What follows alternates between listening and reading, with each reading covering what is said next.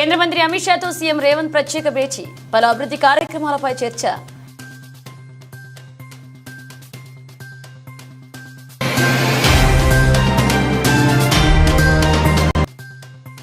ప్రధాని నరేంద్ర మోదీతో గంట పాటు సీఎం చంద్రబాబు భేటీ, పలు అభివృద్ధి కార్యక్రమాలపై కీలక చర్చ.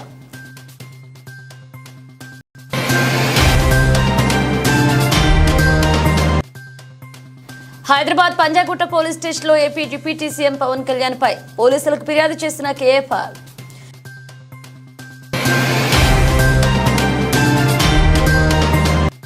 జర్నలిస్ట్ గౌతమ్ గౌడ్ పై కేసు ఎందుకు నమోదు చేసిన పోలీసులు? ఈ ఘటనపై ఎక్స్ వేదికగా ఘాటుగా స్పందించిన BRS working president KTR. Visakha నగరంలో దసరా సంబరాలు మిన్నట్టుతున్నాయి. ఉత్తర భారతదేశంలో ప్రసిద్ధికెక్కిన దాండియా నృత్యాలు దక్షిణ భారతంలో కూడా ఆకట్టుకుంటున్నాయి.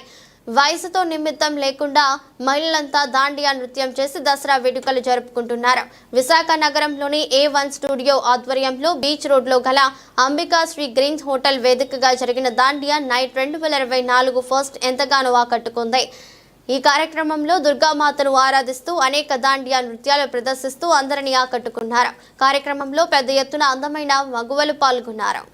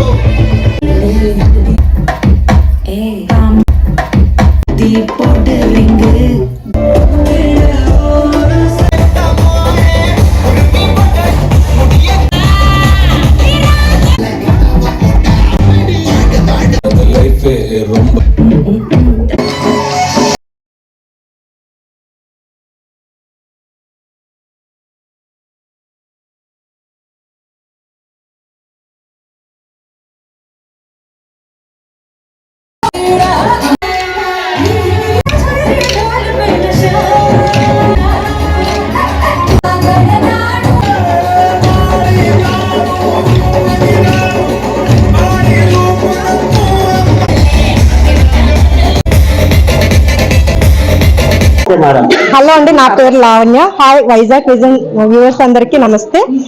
ఈ రోజు దసరా పండుగ ఈ రోజే మాకు వచ్చినట్టు అనిపిస్తుంది. ఎందుకంటే ఎప్పుడు నార్త్ లోనే చూస్తే ఈ దాండియా గర్బా అలాంటివి A1 స్టూడియో వాళ్ళు చాలా చక్కగా అరేంజ్ చేశారు. చాలా అంటే చాలా ఎంజాయ్ చేస్తున్నాం. సో దసరా పండుగ ఈ రోజే ఇక్కడే చేసేసుకున్నంత చాలా హ్యాపీగా మేము అందరం కలిసి అన్ని రకాల దాండియా డాన్స్లు అన్ని చాలా ఎంజాయ్ చేస్తాం. సో అమ్మవారికి ఇష్టమైంది ఆట పాట, ఆ రెండు కూడా ఈ రోజు మేము చేస్తాం. ఆటలాడాం, పాటలు పాడాం, డాన్సులు వేస్తాం, అన్ని చాలా చక్కగా ఎంజాయ్ చేస్తాం. థ్యాంక్ యూ అండి. మేమందరం కూడా ఇక్కడ సీ గ్రీన్ హోటల్లో డాండియా నైట్ కి డీజేకి వచ్చాము. నిజంగా చాలా వండర్ఫుల్ గా ఉంది. అంటే ఏజ్ తో సంబంధం లేకుండా అందరికీ కూడాను ఒక ఆట పాట అరేంజ్ చేసి మంచి ఫుడ్ అరేంజ్ చేసి చాలా బాగా అరేంజ్ చేశారు. సో అందరం కూడా మేమందరం ఫ్రెండ్స్ అందరం కలిసి వచ్చాము. సో ఫ్రెండ్స్ అందరు కలిసి బాగా ఎంజాయ్ చేస్తున్నాము. సో ఇలాంటి డాండియా నైట్లు సౌత్ కి పరిచయం చేసిన మా అందరికి.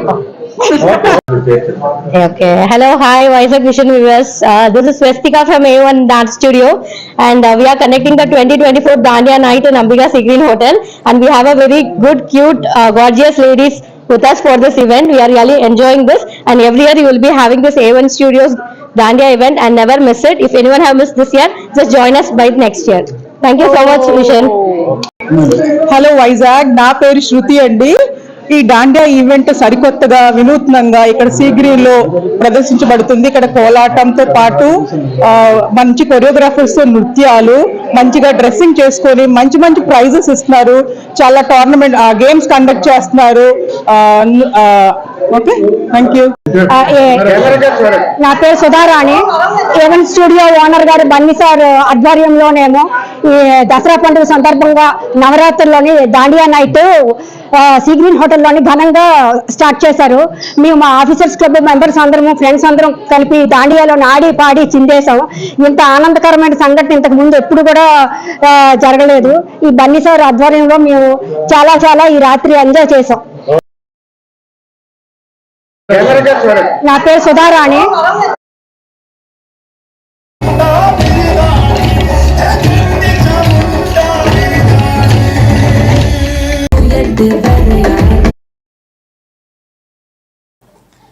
ముఖ్యమంత్రి చంద్రబాబు ఢిల్లీ పర్యటన వేళ కీలక పరిణామాలు చోటు చేసుకుంటున్నాయి. ఏపీకి కేంద్రం నుంచి సహకారం కోసం చంద్రబాబు నేరుగా ప్రధానికి పలు వినతులు అందించారు. పీఎం సైతం సానుకూలంగా స్పందించారు. డిసెంబర్లో విశాఖలో పర్యటన కోసం ప్రధానికి సీఎం ఆహ్వానించారు. విశాఖ కేంద్రంగా ఇద్దరు నేతలు కీలక అడుగుకు నిర్ణయించారు. ముఖ్యమంత్రి చంద్రబాబు ఢిల్లీ పర్యటనలో ప్రధానితో సమావేశమయ్యారు. రాష్ట్రంలోని పరిస్థితులపై చర్చించారు. ప్రపంచ బ్యాంక్ నుంచి అమరావతికి రుణంపై చర్చలు జరిపారు. పురోగతిపైన ఇద్దరి మధ్య చర్చకు వచ్చింది. ఇక పోలవరం పనుల ప్రారంభంపైన తమ ఆలోచనలకు పీఎంకు చంద్రబాబు వివరించారు. రైల్వే జోన్ ప్రధాన కార్యాలయం నిర్మాణానికి కేంద్రం పచ్చజెండా ఒప్పింది. ఇక డిసెంబర్లో ప్రధాని మోదీ చేతుల మీదుగా విశాఖలో శంకుస్థాపన జరగనుంది. ఈ మేరకు ప్రధాని మోదీ రైల్వే మంత్రి అశ్విని వైష్ణవులతో భేటీ అనంతరం ముఖ్యమంత్రి చంద్రబాబు ఈ విషయాన్ని పార్టీ ఎంపీలకు వెల్లడించారు.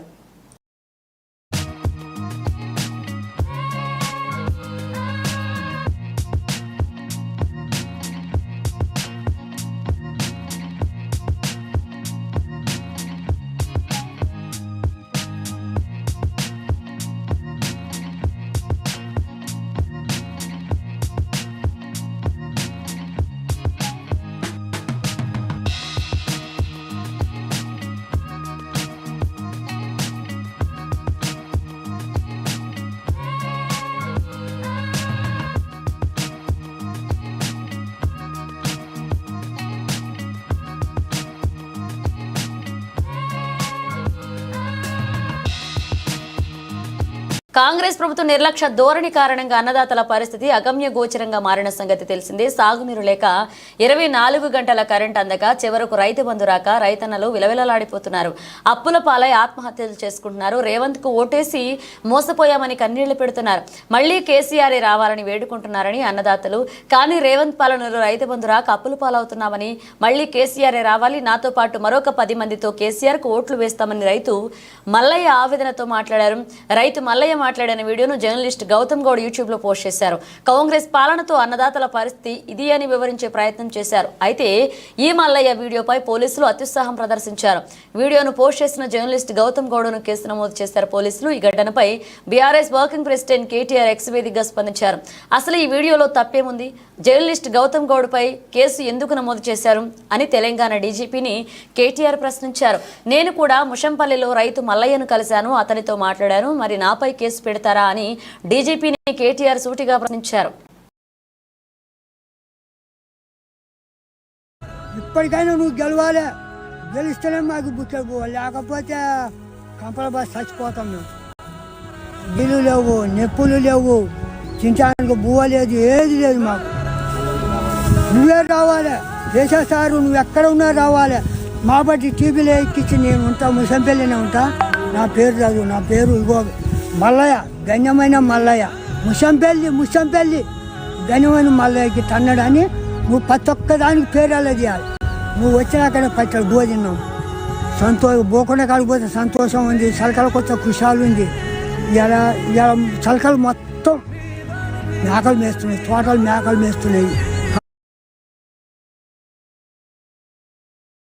తిరుపతి లడ్డూ విషయంలో AP deputy CM Pawan Kalyan 100 కోట్ల మంది హిందువుల మనోభావాల దెబ్బతీసే విధంగా మాట్లాడారని, అతనిపై చర్యలు తీసుకోవాలని కోరుతూ ప్రజాశాంతి పార్టీ వ్యవస్థాపకుడు డాక్టర్ కేఏ పాల్ సోమవారం పంజాగుట్ట పోలీసులకు ఫిర్యాదు చేశారు. అనంతరం పాల్ మాట్లాడుతూ 1,00,000 లడ్డూలు కల్తీ చేసి అయోధ్యకు పంపించారని, అబద్ధపు మాటలు మాట్లాడారని, లడ్డూపై విచారణ జరిగేదే జూన్లో కాగా అయోధ్య ప్రారంభోత్సవం జనవరిలో జరిగిందని, కల్తీ ఎలా సాధ్యమైందని ప్రశ్నించారు. 14 సెకండ్ల కింద ఫిర్యాదు చేశారని, ఆర్టికల్ 8 ప్రకారం ఆయన్ను వెంటనే ఉప ముఖ్యమంత్రి పదవి నుంచి తొలగించారు. కొనసాగించాలని లేదా ఆయనే స్వచ్ఛందంగా రాజీనామా చేయాలని డిమాండ్ చేశారు. పవన్ కళ్యాణ్ కు ఎవరు స్క్రిప్ట్ ఇస్తే అది సినిమాలో మాదిరి చదువుతున్నారని గతంలోనే చెప్పినా వినిపించుకోలేదన్నారు. ఏపీ స్పీకర్, గవర్నర్, దేశ ప్రధాని, కేంద్ర హోంమంత్రి, చీఫ్ జస్టిస్, సిబిఐ అతనిపై విచారణ చేయాలని, వెంటనే పవన్ కళ్యాణ్ ఉప ముఖ్యమంత్రి పదవికి రాజీనామా చేయాలని ఫిర్యాదులో పేర్కొన్నట్లుగా తెలిపారు.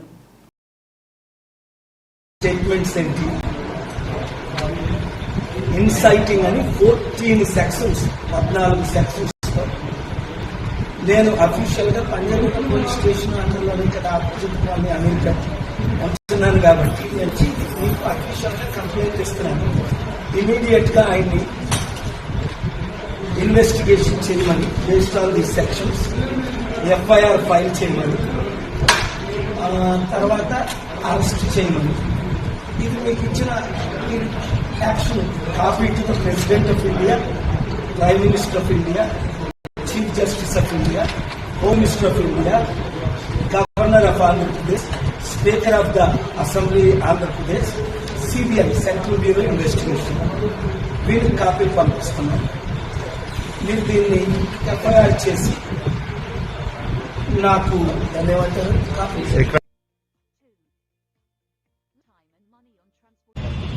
అక్టోబర్ 7, 2024లో 40 సంవత్సరాల నుంచి నేను ఎప్పుడు పోలీస్ స్టేషన్ కి ఇక్కడికి రాలా. 1-2 టైమ్స్ డీజీపీని కలిసా. ఇక్కడ పోలీస్ ఆఫీసర్ని కలిసి పవన్ కళ్యాణ్ మీద 14 సెక్షన్లో కంప్లైంట్ ఇచ్చాను. ఏంటి, ఆయన తిరుపతి లడ్డూ గురించి మాట్లాడుతూ 1,00,000 లడ్డూలు కల్తీ చేసి అయోధ్యకు పంపించారని అబద్ధం. ఇన్వెస్టిగేషన్ అయిందే జూన్లో, అయోధ్య ఓపెనింగ్ జనవరిలో. వీళ్ళు ముఖ్యమంత్రిగా ఉండేటప్పుడే, ఈయన ఉప ముఖ్యమంత్రిగా ఉండేటప్పుడే.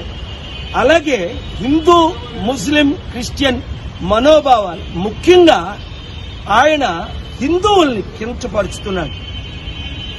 ఇన్సైటింగ్ వైలెన్స్ 14 సెక్షన్లు పెట్టాను ఇందులో. అండర్ ఆర్టికల్ 8 ఆయన్ని ఇమీడియట్ గా డిస్క్వాలిఫై చేయాలి. ఉప ముఖ్య మంత్రి పదవికి ఆయన రాజీనామా చేయాలి. ఆయన్ని అరెస్ట్ చేసి ఇన్వెస్టిగేషన్ చేయాలి. ఎందుకంటే చట్టానికి ఒక ముఖ్యమంత్రి గాని, ప్రధానమంత్రి గాని అబౌవ్ కాదు. ప్రెసిడెంట్ వివి గిరియే కోర్టుని అటెండ్ అయ్యవలసిన రోజులు ఉన్నాయి మన ఇండియన్ డెమోక్రసీలో.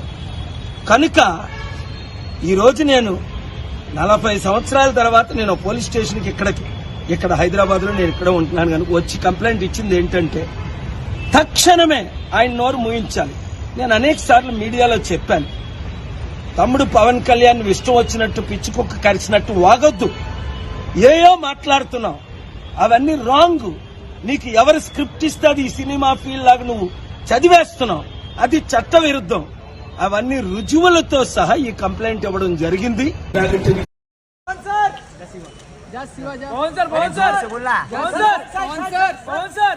మత్స్యకారులకు 100% సబ్సిడీతో తెలంగాణ ప్రభుత్వం అందజేస్తున్న ఉచిత చేప పిల్లల పంపిణీ కార్యక్రమాన్ని సీఎం రేవంత్ రెడ్డి ఆదేశాల మేరకు తెలంగాణ ఫిషరీస్ ఫెడరేషన్ చైర్మన్ మెట్టు సాయి కుమార్ అధ్యక్షతన ఖమ్మం జిల్లా పాలేరు రిజర్వాయర్లో ఉచిత చేప పిల్లల పంపిణీ కార్యక్రమాన్ని నిర్వహించారు. ఈ చేప పిల్లల పంపిణీ కార్యక్రమానికి ముఖ్య అతిథులుగా రాష్ట్ర రెవెన్యూ, గృహ నిర్మాణం మరియు సమాచార మంత్రి వర్యులు పొంగులేటి శ్రీనివాసరెడ్డి హాజరై చెరువులో చేప పిల్లలను విడుదల చేశారు. మంత్రి పొంగులేటి శ్రీనివాసరెడ్డితో పాటుగా MP Raghuram Reddy, corporation chairman Vijaya Babu, రాష్ట్ర మత్స్యశాఖ డిప్యూటీ డైరెక్టర్ లక్ష్మీనారాయణ, జిల్లా అడిషనల్ కలెక్టర్, జిల్లా మత్స్యశాఖ అధికారి, కాంగ్రెస్ నాయకులు పాల్గొన్నారు.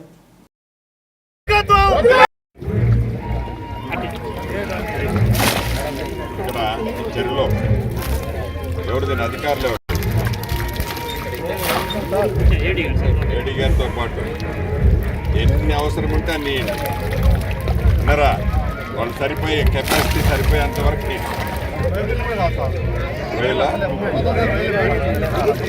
వేలు కూడా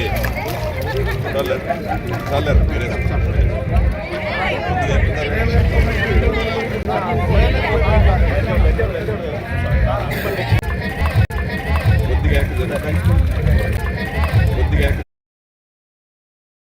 రీఇంబర్స్మెంట్ బకాయిలను విడుదల చేయకుండా సుమారు 13 లక్షల మంది విద్యార్థుల జీవితాలను కాంగ్రెస్ ప్రభుత్వం అగమ్య గోచరంగా మార్చిందని మాజీ మంత్రి హరీష్ రావు ఆగ్రహం వ్యక్తం చేశారు. టీసీ ఇతర సర్టిఫికెట్ల యాజమాన్యాలు ఇవ్వడం లేదని, దీనివల్ల విద్యార్థులు విద్యా సంవత్సరం కోల్పోయే పరిస్థితి వచ్చిందన్నారు. దీనివల్ల విద్యార్థులతో పాటు తల్లిదండ్రులు, కాలేజీ యాజమాన్యాలు తీవ్ర ఆర్థిక, మానసిక ఆందోళనకు గురవుతున్నారన్నారు. ఇంటర్, డిగ్రీ, పీజీ విద్యార్థులకు పెండింగ్ లో ఉన్న ఫీజు రియంబర్స్మెంట్ బకాయిలను విడుదల చేయకుండా ప్రభుత్వం తీవ్ర నిర్లక్ష్యం వహిస్తుందని మండిపడ్డారు. విద్యా వ్యవస్థ పట్ల కాంగ్రెస్ ప్రభుత్వం అనుసరిస్తున్న నిర్లక్ష్య వైఖరికి ఇంతకు మించి ఉదాహరణ లేదన్నారు. 9 ఏళ్ల బీఆర్ఎస్ ప్రభుత్వ హయాంలో 19,000 కోట్లను ఫీజు రియంబర్స్మెంట్ కోసం విడుదల చేయడం జరిగిందన్నారు. ప్రతి ఏడాది సగటున క్రమం తప్పకుండా 2,000 కోట్లు విడుదల చేసిందని, కరోనా వంటి సంక్షోభ సమయంలోనూ ఆర్థిక సంక్షోభం ఉన్నప్పటికీ కేవలం విద్యార్థుల భవిష్యత్తును, సంక్షేమాన్ని దృష్టిలో పెట్టుకుని ఫీజు రియంబర్స్మెంట్ చెల్లించామన్నారు. కానీ కాంగ్రెస్ ప్రభుత్వం 10 నెలల్లో ₹1 ఫీజు రియంబర్స్మెంట్ విడుదల చేయకుండా విద్య పట్ల తమకున్న ప్రాధాన్యాన్ని చాటి చెప్తుందన్నారు. మంగళవారం నాడు Telangana private, degree, PG colleges management association సభ్యులు మాజీ మంత్రి హరీష్ రావును కలిసి తమ కష్టాలు చెప్పుకుని ఆవేదన చెందారు. ఫీజు రియంబర్స్మెంట్ బకాయిలు విడుదల చేయకపోవడం వల్ల జరుగుతున్న ఇబ్బందులను వివరించారు. దసరా, దీపావళి వేళ సిబ్బందికి జీతాలు కూడా చెల్లించలేకపోతున్నామన్నారు. ఈ విషయంలో బీఆర్ఎస్ పార్టీ అండగా ఉంటుందని హామీ ఇచ్చారు. 13 లక్షల విద్యార్థుల భవిష్యత్తు దృష్ట్యా ప్రభుత్వం ఇప్పటికైనా మొద్దు నిద్ర వీడి పెండింగ్ లో ఉన్న ఫీజు రియంబర్స్మెంట్ బకాయిలను వెంటనే విడుదల చేయాలని బీఆర్ఎస్ పార్టీ పక్షాన డిమాండ్ చేశారు.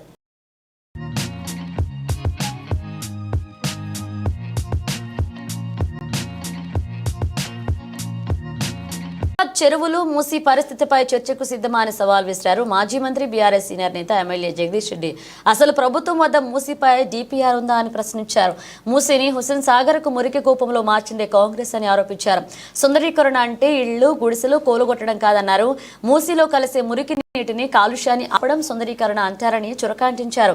హైదరాబాద్ లోని తెలంగాణ భవన్ లో ఆయన నేడు మీడియాతో మాట్లాడుతూ మూసి సుందరీకరణకు కాంగ్రెస్ ప్రభుత్వం ప్రణాళిక ఏమిటో చెప్పాలని నిలదీశారు. మూసి సుందరీకరణ తమ హయాంలోనే ప్రారంభమైందని, 16,000 కోట్లు ఖర్చవుతుందని డిపిఆర్ ఇచ్చామని గుర్తు చేశారు. కాళేశ్వరం నీటిని కొండపోచమ్మ నుంచి ఉస్మాన్ సాగర్, హిమాయత్ సాగర్ తీసుకువచ్చి పరిశుభ్రమైన నీటిని అందించేందుకు తమ ప్రభుత్వం ఏర్పాట్లు చేసిందన్నారు. ఇప్పటికీ మూసి ప్రక్షాళన చేసేందుకు తాము సిద్ధమని, మాకిచ్చే దమ్ము మీకుందా అని సవాల్ చేశారు. ప్రభుత్వం వద్ద రుణమాఫీకే డబ్బులు లేవు, మూసి సుందరీకరణకు ఎక్కడి నుంచి వస్తాయో చెప్పాలన్నారు. పెద్ద పోజులు కొడతావు, నేను ఇంత పెద్ద మేధావి, నాకేరు కానీ ఇంత కాయిదాలు పట్టుకొస్తావు, ఇగో నేను నీకంటే 10 కాయిదాలు పట్టుకొచ్చిన చూడు. మొదలు పెడదామా చర్చ. 1956లో మీ చేతికి రాష్ట్రాన్ని ఇచ్చిన కానించి సకల దరిద్రాలకు మూలమైంది సమైక్య ఆంధ్రప్రదేశే. హైదరాబాద్లో, తెలంగాణలో సకల దరిద్రాలకు మూలమైంది. ఆ పాపం మీది, మీ కాంగ్రెస్ది. 56లో ఏముండే హైదరాబాదు, మూసి ఏముండే, చెరువులు ఎన్ని ఉండే, మూసిలో నీళ్ళు ఎంత స్వచ్ఛంగా ఉండే. 2014 నాటికి మూసి నీళ్ళ పరిస్థితి ఏంది, హైదరాబాద్ చెరువుల పరిస్థితి ఏంది, మొత్తమైపోయిన చెరువులెన్ని, ఆక్రమించబడ్డ చెరువులెన్ని, నీటి నిల్వ ఆనాడు ఎంత ఉండే, 2014 నాటికి నీటి నిల్వ ఏముండే. లెక్కలకు సిద్ధంగా ఉన్నావా, చర్చకు సిద్ధంగా ఉన్నావా? గూగుల్ మ్యాప్లు లేని కాలంలో వదిలేద్దాం, గూగుల్ మ్యాప్లు మొదటి రోజు నుంచి తీద్దాం. ఇవన్నీ అవే, నిన్న నువ్వు చూపించిన వాటితో సహా ఉన్నవా చర్చకు సిద్ధంగా? నువ్వు నిన్న ప్రకటించిన చెరువుల ఎఫ్టీఎల్ ప్రకారమే ఇగో ఈ లిస్టు. వీటిని కూలగొట్టే దమ్ముందా, వీటి జోలు పోయే దమ్ముందా నీకు, నీ ముఖ్యమంత్రికి? నీకు, నీ ముఖ్యమంత్రికి వీటికి జోలి పోయే దమ్ముందా? ఏంటివి ఇవి? క్యాండ్యూర్, స్కైలైన్ ఫైనాన్షియల్ డిస్ట్రిక్ట్లో ప్రాజెక్ట్ అంతా ఎఫ్టీఎల్ఏ. వర్టెక్స్, విరాట్, మియావు. ఆఖరికి నెలలు నిండిన గర్భిణీ స్త్రీలు వాళ్ళ ఆర్తనాదాలు, వాళ్ళ శోకాలు వింటుంటే మనసు అనేది ఒకటి ఉండాలి కదా. పైసల సంపాదన తప్ప మీకు ఇంకోటి ఎక్కర్లేదా? కేవలం చిన్నవాళ్ళని కొట్టి పెద్దవాళ్ళని భయపెట్టించి 100 కోట్లు వాళ్ళ కాడ వసూలు చేసుకొని మీ బొజ్జలు నింపుకుందామని అనుకున్న ఒక దుర్మార్గమైన పని తప్ప హైడ్రా ఇంకోటి కాదు. తిరుపతికి చేరుకున్న టీపీసీసీ అధ్యక్షులు మహేష్ కుమార్ గౌడ్. రేణిగుంట విమానాశ్రయంలో పీసీసీ అధ్యక్షులు మహేష్ కుమార్ గౌడ్ కు ఘన స్వాగతం పలికిన కాంగ్రెస్ శ్రేణులు, అభిమానులు.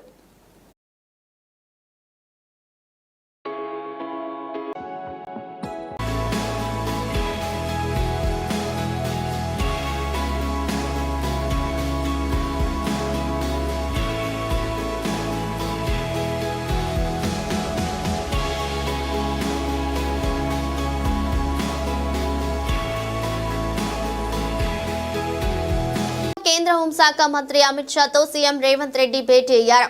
దేశంలో తీవ్రవాద నిరోధంపై అన్ని రాష్ట్రాల ముఖ్యమంత్రులతో నిర్వహించిన సమావేశం అనంతరం అమిత్ షాతో ప్రత్యేకంగా సమావేశమయ్యారు. ఈ సమావేశంలో విభజన చట్టంలోని పెండింగ్ లో ఉన్న అంశాలతో పాటు 2 కీలక అంశాలపై చర్చించినట్టు తెలుస్తోంది. అందులో ఒకటి వరద సాయం విడుదల నిధులు అంశం కాగా మూసీ ప్రక్షాళనకు నిధుల అంశం మరొకటి. అయితే తెలంగాణకు ఇప్పటికే వరద సాయం నిధులు విడుదల చేయగా అవి సరిపోవని వరద సాయం పెంచాలని అమిత్ షాను రేవంత్ రెడ్డి విజ్ఞప్తి చేసినట్టు సమాచారం.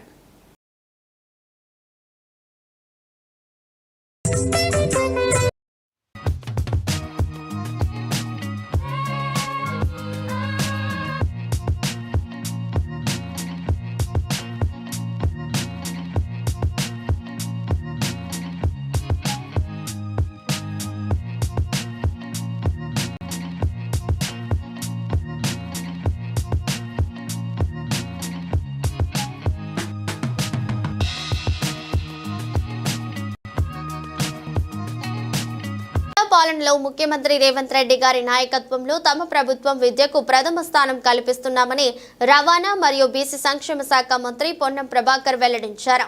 బంజారాహిల్స్ లోని కొమరం భీం భవన్ లో జరిగిన బీసీ సంక్షేమ శాఖ విస్తృత స్థాయి అధికారుల సమీక్ష సమావేశంలో మంత్రి పొన్నం ప్రభాకర్ బీసీ సంక్షేమ శాఖ ప్రిన్సిపల్ సెక్రటరీ బుర్రా వెంకటేశం కలిసి దిశానిర్దేశం చేశారు.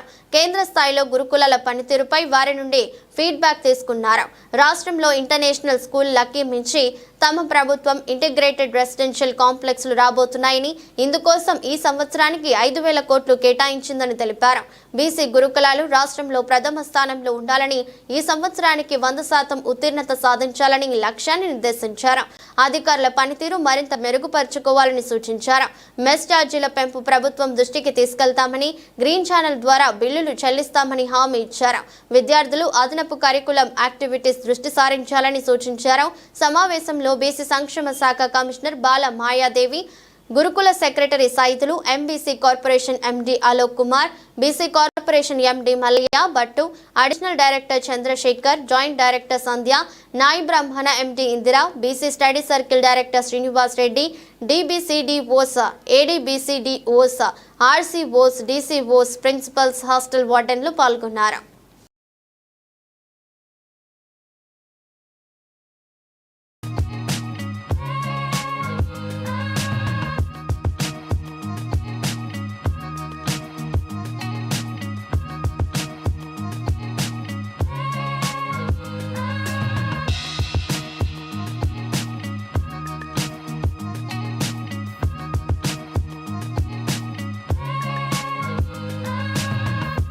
పశ్చిమ గోదావరి జిల్లా భీమవరంలో విశ్వకాపు ఫెడరేషన్ హైదరాబాద్ వారి ఆధ్వర్యంలో కుట్టు మిషన్లు పంపిణీ జరిగింది. ఈ కార్యక్రమానికి ముఖ్య అతిథిగా రాష్ట్ర జలవనరుల శాఖ మంత్రి నిమ్మల రామానాయుడు విచ్చేశారు. ముందుగా నిమ్మల రామానాయుడుకి ఘనంగా సన్మానించారు.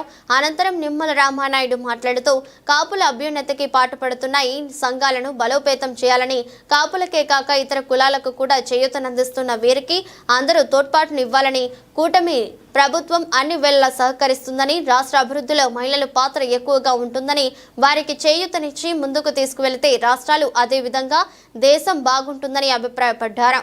భీమవరం కోప కార్యాలయంలో సుమారు 70 మందికి పైగా కుట్టు మిషన్ల పంపిణీ జరిగిందని, అనేక మందికి గత కొద్ది నెలలుగా ఇక్కడ కుట్టు నేర్పడం జరిగిందని, వారిలో శిక్షణ పూర్తి చేసుకున్న వారికి ఈ కుట్టు మిషన్లు ఇవ్వడం జరుగుతుందని, స్పాన్సర్లు ఐఏఎస్ ఆఫీసర్లు, జడ్జీలు ఉన్నారని, వారు ఉచితంగా మిషన్లు పంచడానికి విచ్చేశారని, వారిని సత్కరించడం జరిగిందని తెలిపారు.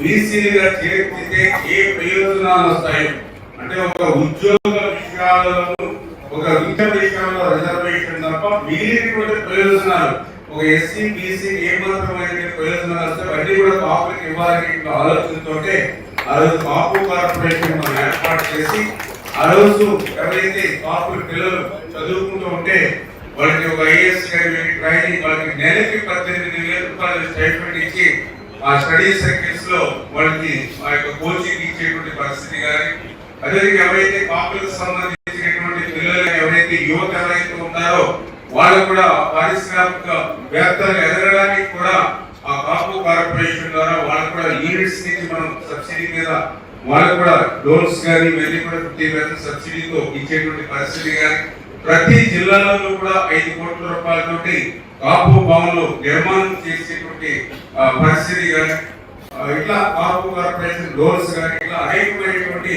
సంక్షేమ కార్యక్రమాలు ఆ రోజు మన 5 సంవత్సరాలు 14-19 చేసాం. తర్వాత దురదృష్టం 1924లో మొత్తం కాపు కార్పొరేషన్ నిర్వీర్యమైనటువంటి పరిస్థితి. మళ్ళీ భవిష్యత్తులో ఏదో దీనికి కాపు తెలంగాణ వైద్య ఈ కులస్తులు ఎవరైతే ఉన్నారో మళ్ళీ వాళ్ళందరికీ కూడా అటువంటి సంక్షేమ అభివృద్ధి కార్యక్రమాలన్నీ కూడా ప్రత్యేకంగా అందేటువంటి విధంగా, ఎందుకంటే మేము కూడా గత ప్రభుత్వంలో కూడా ప్రశ్నించాం, అసెంబ్లీలోనూ అసెంబ్లీ బయట కూడా ప్రశ్నించాం. మీరు ఆ రోజు పాదయాత్రలో కానీ మీ మేనిఫెస్టోలో కానీ సంవత్సరానికి 2,000 కోట్ల రూపాయలు కాపు కార్పొరేషన్ పెడతామన్నారు. 5 సంవత్సరాలకి 5 రెళ్ళు 10,000 కోట్లు పెట్టాలి, కనీసం ఒక్క రూపాయి కూడా కాపు కార్పొరేషన్ పెట్టలేదని చెప్పి ఆ రోజు మేము ప్రశ్నిస్తే వాళ్ళు అడ్డరేట్గా సమాధానం చెప్పేటువంటి పరిస్థితి. ఏదైతే పెన్షన్ లో కాపులకు ఎంత ఇస్తున్నామో ఆ ఓటా అమౌంట్ చెప్పేవారు, అదేవిధంగా రేషన్ లో కాపులు ఎంత ఓటా తీసుకున్నారో ఆ అమౌంట్ చెప్పేవారు. ఏదైతే విద్యా దీవెన ఫీజు రీంబర్స్మెంట్ ఏవైతే ఉన్నాయో అందులో కాపుల పిల్లలు ఎంతమంది తీసుకున్నారో ఆ ఓటా చెప్పి ఇదిగో కాపులకు మేము ఇంత చేసామని చెప్పేవారు అడ్డే. గోదావరి జిల్లా భీమవరం ఇలవేల్పు శ్రీ శ్రీ శ్రీ మావుళ్ళమ్మ అమ్మవారి నవరాత్రి మహోత్సవాల్లో భాగంగా ఈ రోజు శ్రీ మహాలక్ష్మి దేవిగా దర్శనమిస్తున్నారు. ఈ రోజు నవరాత్రుల్లో భాగంగా 5వ రోజు అమ్మవారు శ్రీ మహాలక్ష్మి దేవిగా దర్శనమిస్తున్నారని, అదేవిధంగా అమ్మవారికి ప్రత్యేక అభిషేకాలు, 1,00,000 కుంకుమార్చనలు, చండీ హోమం, విశిష్ట హారతి, మధ్యాహ్నం మహానివేదన కార్యక్రమాలు నిర్వహిస్తున్నామని, భక్తులు అమ్మవారిని దర్శించుకుని అమ్మవారి కృపా కటాక్షాలు పొందాలని నిర్వాహకులు కోరారు.